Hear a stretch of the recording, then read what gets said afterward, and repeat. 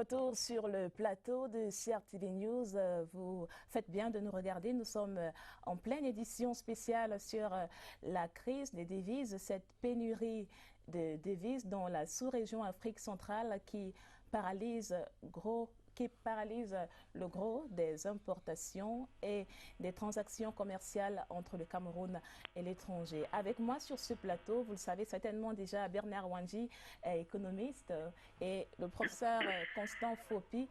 On a déjà abordé ensemble les origines du problème et surtout les tenants et les causes profondes qui ont abouti à l'actuelle rareté des devises. Les principaux, ceux qui subissent principalement le problème, sont évidemment le secteur privé, sont les opérateurs économiques qui ne peuvent plus importer leurs intrants et vaquer normalement à leurs occupations et faire leurs opérations de paiement à l'étranger. Et nous avons en ligne de Douala Alain Blaise Batonga. Il est le secrétaire exécutif du groupement interpatronal du Cameroun.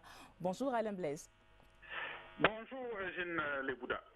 Alors, merci déjà de prendre avec nous le pôle de cette édition spéciale sur la crise des devises. Dans un communiqué publié le 1er juillet dernier, le GICAM justement déplore cette rareté des devises qui a un impact sur les entreprises puisque le GICAM estime qu'il ralentit les opérations d'importation. Racontez-nous, dites-nous en plus, quel est le réel impact de cette rareté des devises sur les activités des différentes entreprises au Cameroun?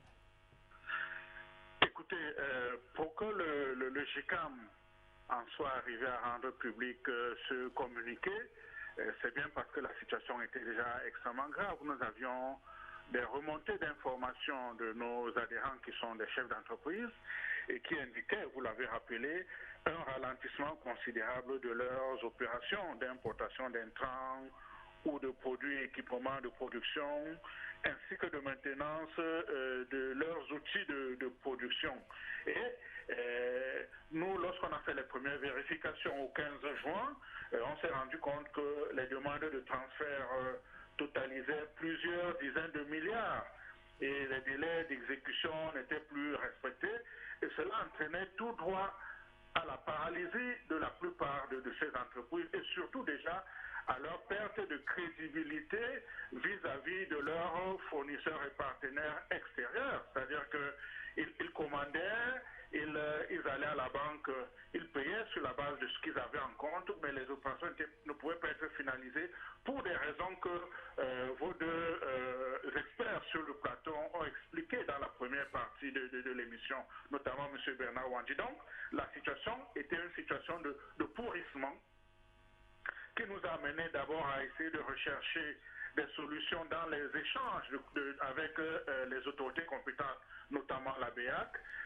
Nous avons organisé une première réunion de concertation à la mi-avril, mais les premières mesures qui ont été prises visiblement n'étaient pas opérantes et alors nous avons été obligés, puisqu'on n'a pas pu revoir les responsables de la BEAC, de rendre public ce communiqué qui a donc déclenché tout le processus de réunion de haut niveau qui a eu lieu quelques jours plus tard ici à Douala.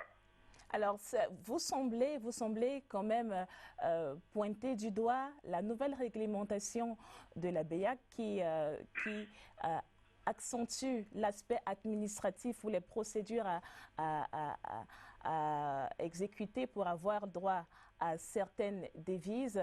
Sauf que cette réglementation-là, justement, a pour but de mieux harmoniser les règles de change dans la sous-région. Écoutez, nous ne pointons du doigt rien du tout. Nous constatons seulement que dans la mise en œuvre de cette nouvelle réglementation a posé des soucis et les principales personnes qui étaient pénalisées étaient les chefs d'entreprise. Bien entendu, les ménages aussi, puisqu'on s'est rendu compte que même les chefs de famille qui veulent envoyer de l'argent à leurs enfants qui font des études à l'étranger avaient du mal à le faire désormais de manière normale parce que même il y avait un système de rationnement. Après 11 heures, lorsque le taux était arrivé, on ne pouvait plus continuer à le faire. Donc, nous avons simplement constaté qu'il y avait un problème sur le terrain et nous avons demandé aux autorités compétentes de réagir. Je dois rappeler que lors de notre Assemblée générale qui s'est tenue le 16 mai dernier, l'ensemble des adhérents avaient donné mandat au président du GICAM pour conduire des échanges avec les autorités compétentes de manière à trouver une solution ferme et définitive à ce problème. Nous, on ne posait pas un problème de réglementation, on posait un problème de rareté de devises. Ouais. C'était un peu différent. D'accord. On a compris alors le GICAM justement parce qu'il a à cœur de sortir de cette situation-là pour réellement ramener la stabilité dans les transactions. Vous proposez un certain nombre de mesures, parmi lesquelles vous appelez les autorités à suspendre temporairement certaines importations pour privilégier les produits essentiels. Quelles sont les autres propositions que vous faites pour sortir de cette impasse? Je voudrais apporter une première précision. Cette proposition a été faite sur la base du communiqué que nous avons rendu public et des informations que nous avions à ce moment-là.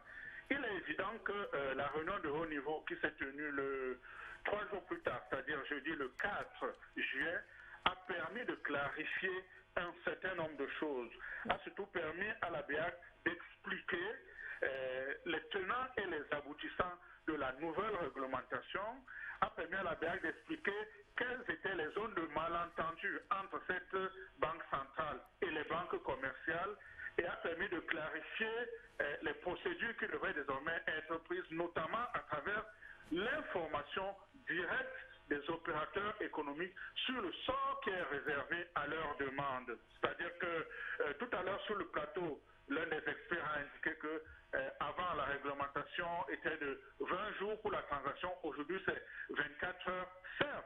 Mais il faudrait que cela soit su et surtout que l'information qui ressort 24 heures plus tard puisse être connue de celui qui a demandé le transfert.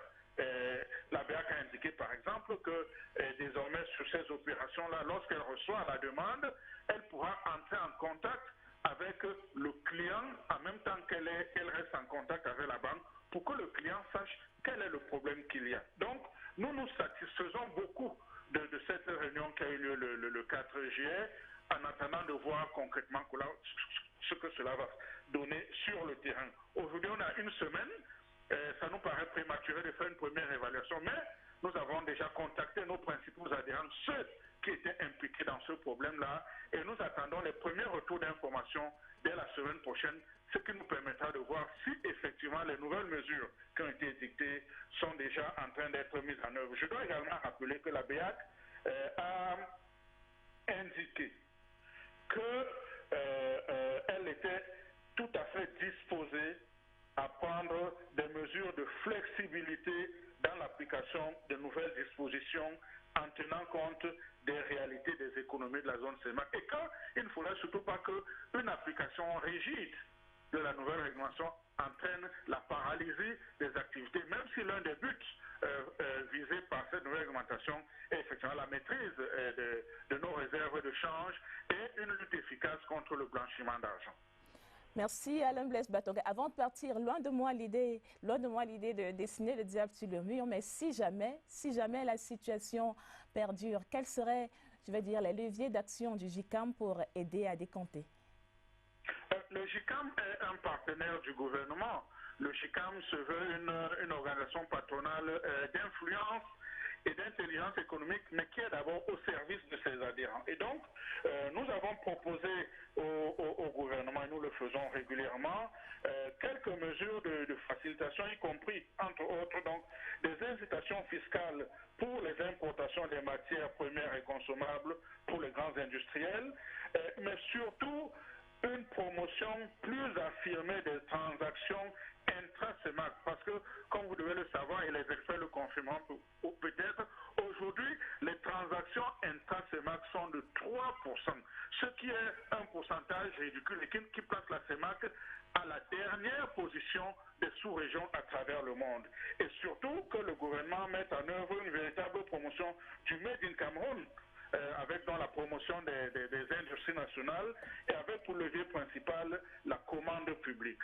Il nous semble que, et vos experts l'ont également dit dans la première partie, le plus important devrait être que les productions, les échanges commence d'abord à se densifier à l'intérieur de la zone CEMAC, ça va permettre de limiter les sorties massives de devises et donc de gérer mieux l'environnement intra-CEMAC de notre économie. Merci infiniment Alain Blaise d'avoir accepté de nous donner votre avis pendant cette édition spéciale. C'est un plaisir. Professeur Constant Fopi, on a entendu là le secrétaire exécutif du GICAM qui donnait en quelque sorte la température au sein du patronat. C'est une situation qui inquiète. Oui, bon, je l'ai entendu comme j'avais également lu leur communiqué. Oui, c'est une situation qui inquiétait vraiment, puisque quand vous passez une commande à vos partenaires et que le moment venu, vous n'avez pas les liquidités pour régler votre note, ça pose beaucoup de problèmes. D'abord, alors que vos comptes sont fournis. Alors que vos comptes sont fournis, ça pose d'abord un problème de crédibilité. Oui. Et ils ont proposé à ce que l'État, puisque la réglementation ne suffit pas pour garder l'argent, ne suffit pas pour garder nos devises, il faut alors s'attaquer aux causes de l'évasion de nos devises. Il a parlé de la pression fiscale, c'est très important.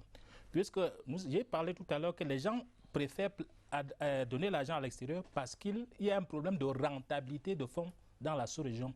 Quand vous avez une pression fiscale élevée, là, quand la pression fiscale est élevée dans une économie, les capitaux ont tendance à aller là où elles seront, la pression est faible et là où ils seront mieux rentabilisés.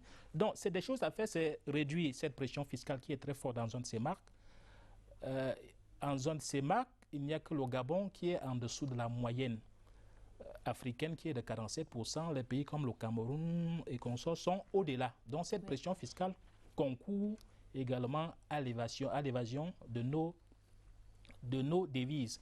Il a également parlé de l'intégration régionale, de la dynamisation des échanges intra-CEMAC. Donc, ça permettra à ce que l'argent, nos réserves circulent entre nous. Il y aura moins de sorties de devises. Alors, Bernard Wandi, j'aimerais quand même qu'on revienne sur les conséquences de cette pénurie de devises-là sur notre tissu économique. Non, le secrétaire général du GICAM a bien expliqué, les entreprises sont étranglées. Et ce qui est paradoxal, c'est qu'il y a 3 ans, les entreprises étaient étranglées par un manque de liquidité au niveau des banques. Aujourd'hui, elles sont étranglées par un manque de devises, dans les deux aspects. Et pourquoi? Parce qu'il y a 3 ans, en réponse à la chute du prix de pétrole et la crise qui s'est déclenchée, les chefs d'État ont choisi de ne pas dévaluer le franc CFA. Oui. Le président Idriss Déby était le plus vocal. Il disait que pas question de dévaluer, mais vous êtes économiste, professeur. Il n'y a que 2 méthodes d'ajustement. Ou vous faites l'austérité à l'intérieur, ou on fait l'ajustement monétaire. Et les deux ont pour but, n'est-ce pas, de modifier les prix relatifs. Oui. Donc quand il refuse de faire l'ajustement monétaire, ça veut dire qu'il entre dans l'austérité. Et austérité veut dire quoi? Austérité budgétaire. Il faut diminuer le train de vie de l'État, diminuer la commande publique. Et austérité signifie aussi, surtout, contraction monétaire. Et nous avions attiré l'attention là-dessus que les statuts de la BEAC, c'est bien écrit que lorsqu'il y a une réduction de la couverture extérieure de la monnaie, il faut réduire la masse monétaire à l'intérieur. Tous les 6 mois, on réduit la masse monétaire pour empêcher les gens d'importer. On croit donc qu'en freinant les importations, ça va donc rétablir la balance commerciale. Vous voyez qu'après 3 ans, ça a plutôt produit l'effet contraire, puisque maintenant, les entreprises n'arrivent plus à produire et n'arrivent plus à exporter. Donc, c'est une question qui n'est pas philosophique, mais c'est une question, n'est-ce pas, de stratégie, où on fait l'ajustement monétaire, où on fait donc l'austérité et ça provoque donc la récession. C'est donc là que nous en sommes rendus. Alors, c'est surtout une situation qui, dans les transactions quotidiennes, a ouvert la voie à ce qu'on appelle le marché noir du change. Et sur place, dans les différentes places qui fonctionnent avec des devises, elles paralysent également le cours normal des activités. Robert Collins Ndiama a donné la parole à un opérateur d'une institution de crédit, une microfinance, et on va écouter quel est l'impact de cette rareté de devises sur cette entreprise-là en particulier. En termes de la baisse dans nos activités, parce que vous savez très bien que le change fait partie de nos activités, et surtout quand on est bien placé, on a une clientèle qui est essentiellement commerciale, les gens qui voyagent, les gens qui ont souvent besoin de devises. Ça fait que nous subissons le coût de la crise. Ça se manifeste par la rareté de ces devises sur le marché. De plus en plus, nous remarquons que ces clients-là, ils se présentent à nos guichets et nous n'arrivons pas véritablement à les satisfaire. Même quand les devises sont présentes, le coût fait que c'est mieux pour le client de se servir dans le marché noir. Pour faire face à cette situation, ce que nous disons aux clients généralement, c'est de voir dans quelle mesure on peut faire un transfert, parce qu'avec un transfert de fonds, ça permet aux clients, une fois arrivés à destination, au cas où ils voyagent, de se faire servir. Mais c'est vrai que les devises ne sont pas recherchées seulement par les voyageurs. Il y en a qui ont besoin de ça pour régler des paiements, d'autres commerçants qui n'ont pas besoin forcément de se déplacer, ils ont besoin d'envoyer, etc. Généralement, dans ces cas-là, ça pose véritablement un problème sérieux. Nous pouvons simplement recommander à utiliser d'autres instruments de paiement. Par exemple, le chèque de voyage, chèque vert, qui pourra permettre à ce client-là de se servir, ou alors les bénéficiaires à l'étranger d'utiliser pour se servir.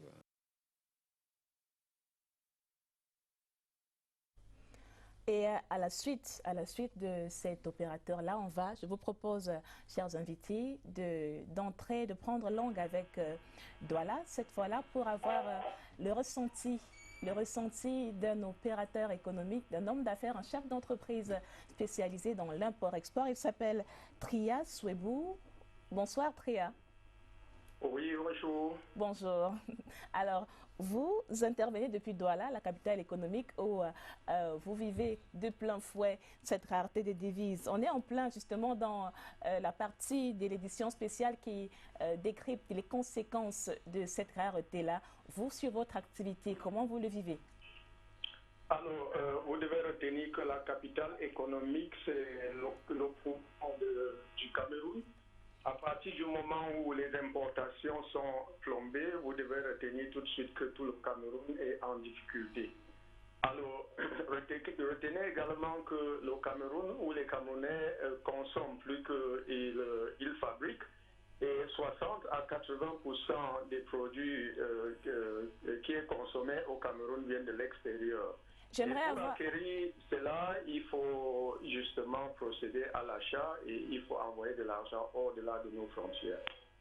Vous, en tant que chef d'entreprise qui doit fonctionner avec des devises, concrètement, quel est l'impact de cette rareté-là sur comment vous gérez vos employés, par exemple?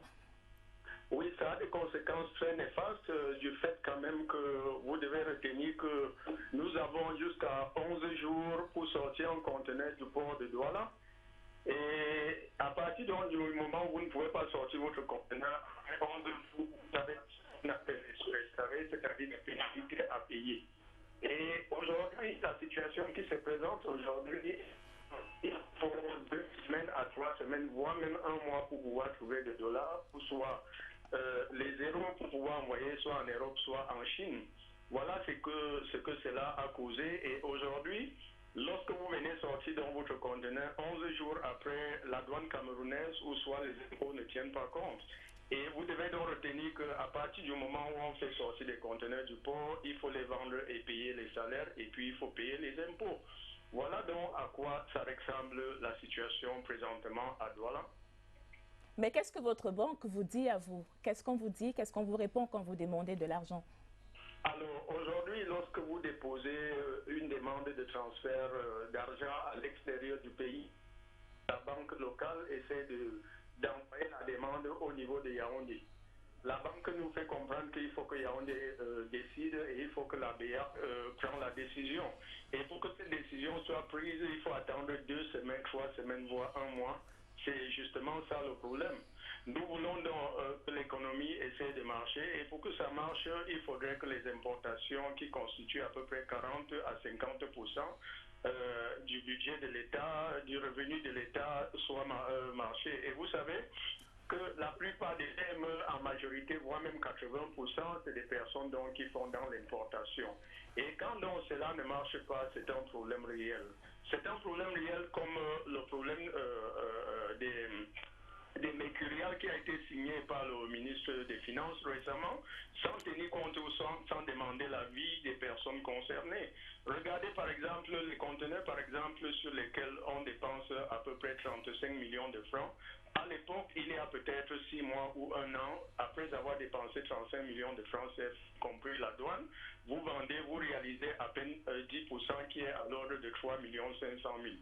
Aujourd'hui, il n'est plus possible d'avoir 1 million de francs sur un conteneur que vous avez dépensé 35 millions. Vous comprenez donc à la fin de l'importation, payer les salaires devient difficile, payer les impôts devient difficile et cela plombe l'économie. Et à cela maintenant est ajoutée la rareté des devises. Et comment vous faites pour malgré ça, comment vous faites pour continuer, pour tenir le coup, pour continuer à fonctionner? Moi, pour le moment, j'ai un conteneur qui part à 1 mois déjà au port de Douala. Je n'arrive pas à les sortir parce que je ne peux pas payer mon fournisseur. C'est le même cas avec les autres importateurs. Toute personne donc, qui fait dans l'importation et vit dans cette impasse-là. C'est pratiquement la même chose un peu partout. Tout est bouché. Et je suppose qu'il y a la tentation parfois d'augmenter le prix sur les stocks que vous avez. Ces stocks même déjà n'existent pas. Ceux qui en ont automatiquement, ce qui est sûr est qu'il y aura la flambée des prix et c'est le consommateur final, les consommateurs finaux qui vont payer le grand prix. Et il faudrait donc que le ministère des Finances, avec les banques concernées, essaye de voir ce qu'il faut faire parce que nous avons justement des grands projets au Cameroun qui doit se réaliser et pour que cela se réalise, ça doit passer par les PME ou les chefs des PME. En tout cas, beaucoup de courage, Trias Souebou, et merci. Merci infiniment d'avoir accepté de donner votre ressenti sur ce problème-là. Ok, c'est un grand plaisir de répondre à votre question, madame. Alors, Bernard Wandji, on a là justement le vécu d'un importateur, d'un opérateur qui est complètement et presque à l'agonie. Il n'arrive plus à payer ses salaires. Est-ce que si cette situation perdure, dans quel cas de figure on peut se retrouver? C'est ce qu'on appelle la déflation. La déflation, c'est la baisse des prix des salaires et des revenus. Il a des difficultés pour payer ses salaires, donc baisse des revenus. Oui. Et c'est donc la conséquence de l'option qui a été prise lors de la réunion des chefs d'État ici, le 23 décembre 2016. Donc, on fait l'ajustement déflationniste par l'austérité, austérité budgétaire, austérité monétaire, et les banques commerciales vont resserrer les crédits de fonds de roulement, vont demander aux importateurs de provisionner à 100% les importations, et même quand ils provisionnent, maintenant, il y a donc la perspective pour les banques que si jamais la parité de franc CFA se modifie, elles vont toucher les jackpots. C'est une perspective qui est très sérieuse. Donc, à la fois, il y a des encaisses pour se couvrir du risque de change à l'occasion des opérations d'importation, des crédits documentaires qui sont ouverts, et à la fois un volant de trésorerie que les banques commerciales gardent à l'extérieur pour attendre la dévaluation. Je suis désolé. Professeur Fopi, on en est là où on attend la dévaluation? Là, je vais revenir sur cette question de résorption de la crise. Vous savez, pour rétablir les équilibres économiques, il y a l'instrument monétaire et l'instrument budgétaire. Oui. Monsieur Wandji parle de l'ajustement monétaire. Bon, comme nous sommes dans un système de change fixe, c'est la dévaluation. Et d'un autre côté, nous avons l'instrument budgétaire. On peut ajuster notre budget. Et le sommet des chefs d'État s'est tenu il y a à peu près 2 ans, où l'option d'ajustement monétaire a été rejetée. Ils ont préféré l'option budgétaire. Et cet ajustement monétaire a été rejeté pour une raison simple. Pour qu'un ajustement monétaire réussisse, il faudrait que nous avons une production à vendre. Oui. Puisque l'ajustement monétaire permet de baisser les prix locaux, les prix relatifs des biens locaux vus de l'étranger. Donc en ajustant la monnaie, en passant par un ajustement monétaire, on va exporter plus que par le passé. Oui. Or, nous sommes dans une économie qui souffre d'une crise d'offres. Nous ne produisons pas assez. Si on ajuste notre monnaie, ça va aggraver nos difficultés. Ils ont alors choisi l'ajustement budgétaire. Et cet ajustement budgétaire, il y a deux options. Soit on réduit les dépenses, on réduit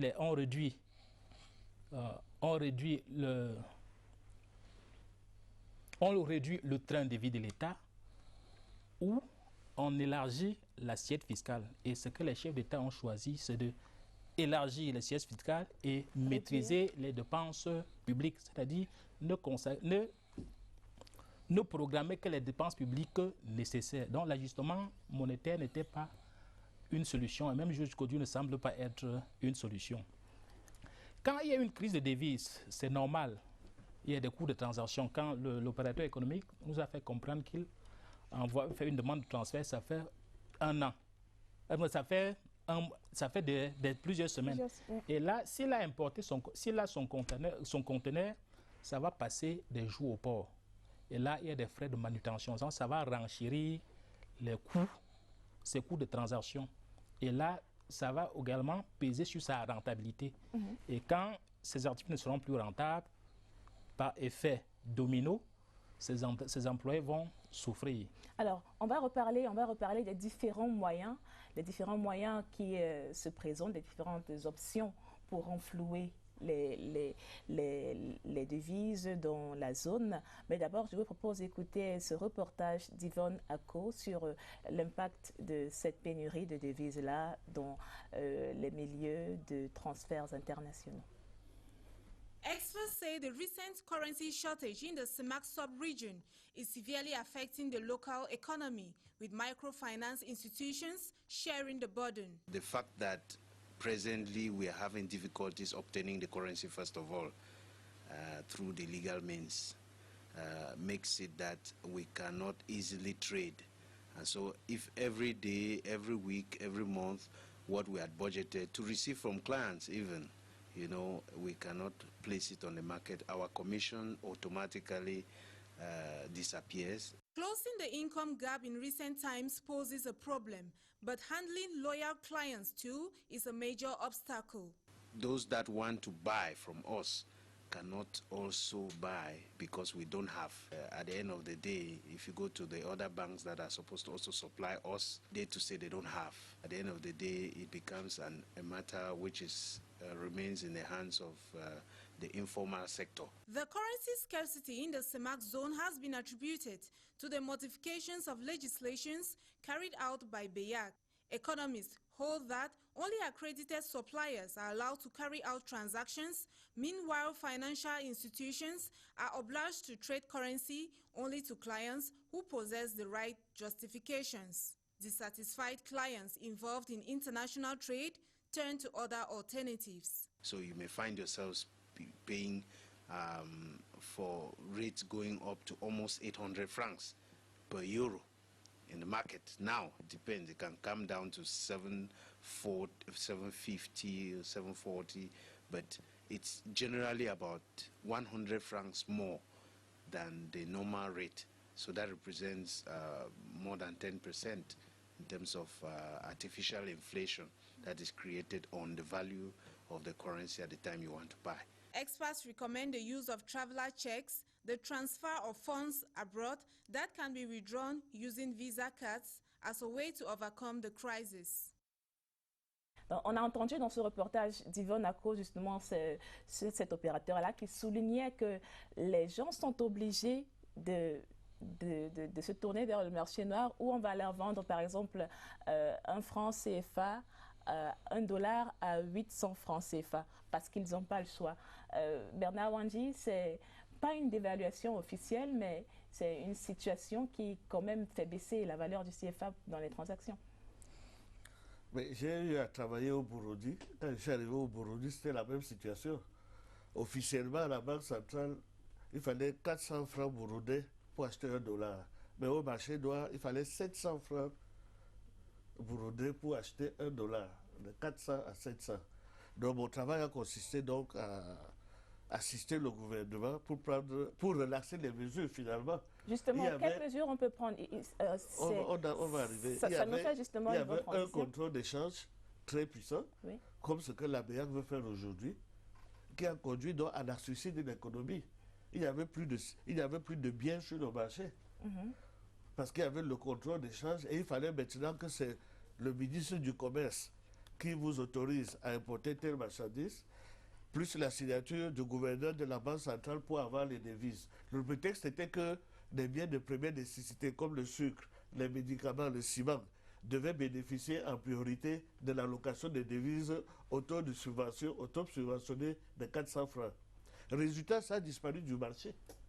Donc quand vous voulez vendre un bien à dessous de son prix de revient, ce bien disparaît, on ne produit plus, ou on ne fait plus venir.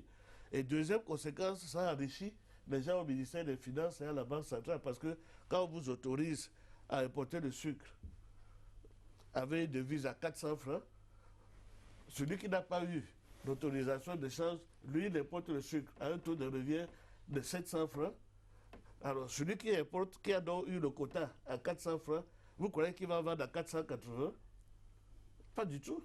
Il aligne sur le prix du marché. Résultat, donc, vous aviez une clique de gens entre le ministère du Commerce et la Banque centrale qui s'enrichissait à travers le système de contrôle de change. Donc, c'est vraiment un avertissement très sérieux qu'il faut donner à la BEAC. Vous avez entendu l'intervenant tout à l'heure dire que maintenant, il achète $1 à 800 francs. Si on continue avec le renforcement de la réglementation d'échange, vous allez arriver à cette situation où vous aurez 2 taux de l'euro, vous aurez double circulation monétaire et vous aurez un taux sur le marché noir qui est très fort par rapport au taux qui est au taux officiel. Alors, la BEAC estime justement qu'il faut commencer pour les banques à renvoyer les fonds qu'elles ont en stock à l'extérieur.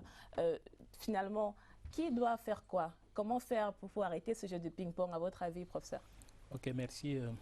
Oui, par rapport à... D'abord, vous parliez du CFA, l'euro qui coûte un peu plus cher, 800 francs dans le marché noir. Vous savez, en matière de réglementation, il y a toujours des spéculations et des comportements opportunistes. M. Wandji a parlé du Burundi où le prix officiel du dollar était différent du prix hors marché. Oui, même ici au Cameroun, c'est officiel qu'un franc CFA, 1 euro est égal à 650 francs CFA, que nous soyons en Afrique centrale ou en Afrique de l'Ouest. Pour aller en Afrique de l'Ouest, on ne va jamais vous changer au même taux. Les comportements, dans le marché noir, les gens ne vont jamais vous donner 1000 francs de l'Afrique de l'Ouest contre 1000 francs de l'Afrique centrale. Il y a toujours des commissions à faire. Bon, quand les gens commencent à spéculer, la commission devient désormais importante. Mais sur le marché officiel, toutes les parités officielles, si vous traitez de façon formelle, le taux sera toujours ce qui a été proclamé par la Banque centrale. Exactement. Le marché noir n'est pas la norme. Ce n'est pas la norme. Donc, et le jeu de ping-pong entre la Banque centrale et les communautés et les banques commerciales, je pense que le représentant du GICAM a parlé d'une importante réunion qu'ils ont tenue à Douala, le 4. Oui. Là-bas, il a été question, premièrement, de demander aux banques commerciales de transférer toutes les demandes de transfert des importateurs à la Banque centrale. Oui. Ainsi, la décision qui est prise concernant chaque demande de transfert doit être non seulement notifiée à la banque, mais à l'importateur lui-même. Et aussi, ils ont également, la Banque centrale également, je pense qu'il a aussi accepté de prêter, cette fois-ci de prêter les devises aux banques qui disposent des comptes à l'extérieur, leur prêter des devises avec une échéance déterminée. Passer le délai, il y aura une pénalité, je pense, de 5% qui sera appliquée au montant du prêt accordé à la banque. Donc, je pense qu'avec cette mesure que le directeur le secrétaire permanent du GICAM, secrétaire exécutif du GICAM a parlé de flexibilité et la crise sera résorbée dans le très court terme. Le problème de pénurie sera résorbé dans un très court terme. Ce serait une résorption dans le court terme, en effet, mais sur le long terme, le problème reste. Le problème reste qui est le fait qu'on n'exporte pas assez, on n'offre pas assez de biens à l'exportation pour pouvoir avoir des devises de façon permanente. Bernard Wanji, quelles sont les pistes pour justement renflouer ces recettes? Il faut d'abord sortir du court terme. Je voudrais m'accorder avec le professeur parce que selon les statistiques que j'ai vues, les banques commerciales ont plus de réserves que la Banque centrale. C'est ça. Alors, comment vous dites que la Banque centrale prête aux banques commerciales maintenant? Non, je dis ceci, puisque pour l'instant, quand on fait les demandes de transfert à la banque centrale, aux banques commerciales, ils ne font pas rapatrier leurs devises qui sont à l'extérieur. Ils s'adressent également directement à la banque. Mais la Banque centrale leur répond, vous avez plus de devises que nous, pourquoi vous ne donnez pas? Là, puisque rapatrier, il y a beaucoup de coûts de transaction, mais ils vous prêtent pour satisfaire votre clientèle, mais à condition de me ramener dans un certain délai. Parce que ce délai, il y aura une pénalité que la Banque centrale va frapper sur les banques commerciales. On sait déjà que Bernard Wanji tient à ces 30% de la femme. Donc, ce n'est pas la faute à la femme s'il a eu plus d'argent que... Oui, parce que le papa, lui, était flambeur. Il a chanté tout l'été. Et puis maintenant, il n'a plus de réserve lorsque... non, j'en viens, n'est-ce pas, très sérieusement, c'est une question conceptuelle. Vous êtes professeur d'économie, vous avez quelqu'un comme Jean-Baptiste Say, c'est lui qui a développé, n'est-ce pas, le libéralisme, les prix sur le marché. Quand vous n'ajustez pas l'offre et la demande avec le prix, vous entrez dans un système de rationnement, dans un système de pénurie. C'est simple, on connaît ça depuis 200 ans. Donc, si vous n'ajustez pas le taux de franc CFA avec ce que le marché impose, vous allez aggraver la pénurie de devises. Donc, je ne voudrais pas, n'est-ce pas, dire plus que ça. C'est à chacun de choisir. Hein? Oui. On ne fait pas d'ajustement monétaire. Et malheureusement, dans tous les pays où j'ai travaillé, le marché donne toujours l'indication de la vraie valeur de la monnaie. Que ce soit au Kenya, que ce soit en Angola, des pays qui ont leur monnaie nationale, c'est le marché qui dicte, n'est-ce pas, l'orientation de la valeur de la monnaie. Bernard, on dit pensons solution. Pensons solution. Solution. Oui. Non, là, c'est pas gratuit quand même. Comment ça, vous voulez qu'on vous paye une consultation? Non, quand je suis arrivé économiste en Angola, il y avait la même situation parce que c'était une économie pétrolière. Donc, il y avait eu un afflux de dollars avec la découverte de nouveaux gisements de pétrole exploités par les Américains. Et ils ont imposé d'ailleurs une modification de la réglementation des changes, c'est-à-dire la possibilité d'ouvrir les comptes en dollars étant sur place.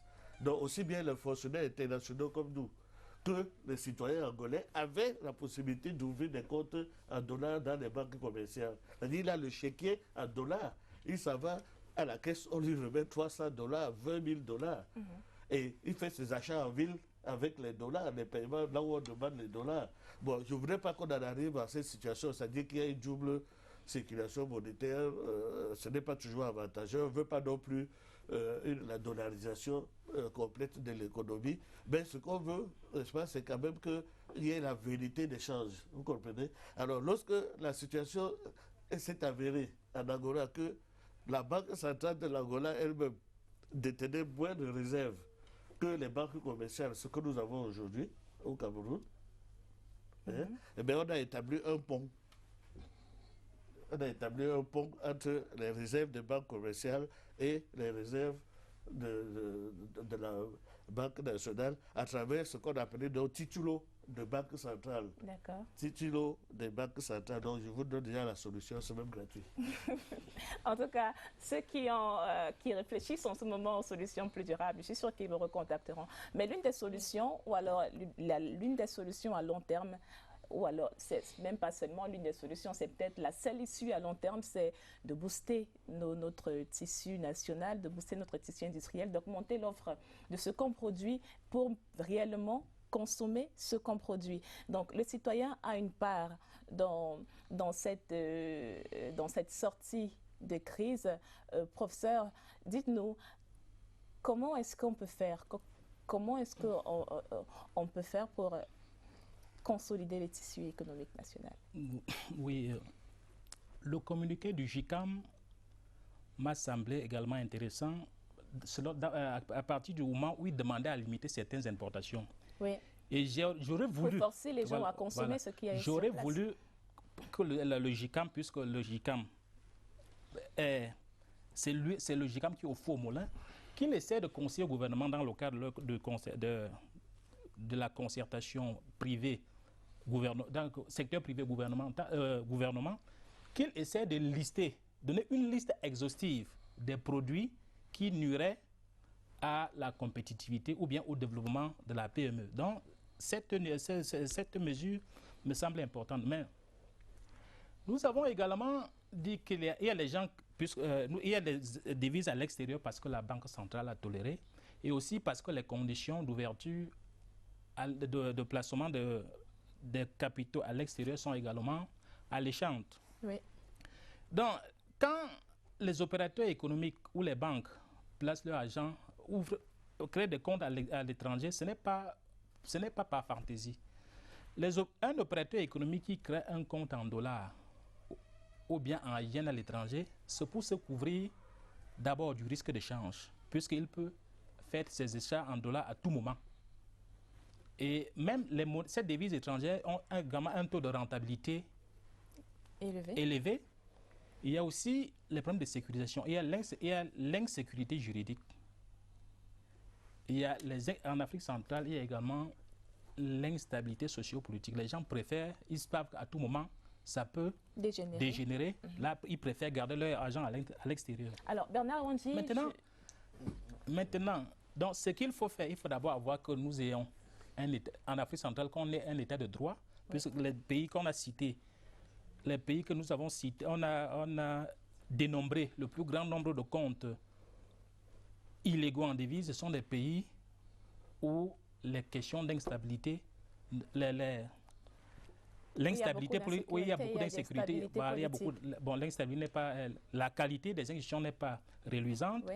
Donc il faut l'environnement, il faut améliorer également notre environnement des affaires, non seulement pour conserver ce que nous avons déjà, mais également attirer les investisseurs étrangers. Alors, Bernard Wandji, avant de sortir, j'aimerais bien que vous nous disiez quelle partition peut jouer la diaspora dans ce besoin de renflouement de devises? L'impact des transferts de la diaspora au Cameroun, je pense qu'on est peut-être le 27e en Afrique. Hein. Les premiers, c'est l'Éthiopie, le Mali, où la diaspora rapatrie vraiment de l'argent à concurrence peut-être même de 20-25% du PIB. Oui.